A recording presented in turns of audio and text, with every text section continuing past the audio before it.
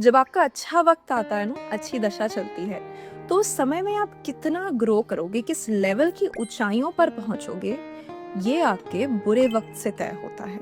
आपने अपनी बुरी दशा में, बुरे समय में कितनी मेहनत करी, कितनी ईमानदारी से जीवन जिया, कितना भला किया लोगों का, उस समय जब आप खुद दुविधा में थे, परेशान थे। क्योंकि इन कर्मों का फल अच्छी दशा में, अच्छे समय में कई गुना मल्टीप्लाई होकर मिलता है। मैंने बहुत केसेस में देखा है कि इंसान की अच्छी दशा चलती है, अच्छा समय आता है, पर उसको उस लेवल के रिजल्ट्स नहीं मिलते, क्योंकि उसको जो घिस घिस के रिफाइन होना था अपनी डिफिकल्ट दशा में, वो उसने किया नहीं।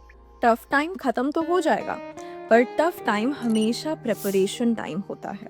तो अगर आप एक मुश्किल समय से गुजर रहे हो, तो खूब मेहनत करो, दिल साफ रखो, उम्मीद बरकरार रखो, क्योंकि ये सब करने से आपकी उम्मीद से भी कहीं ज्यादा सफलता आपको मिल सकती है।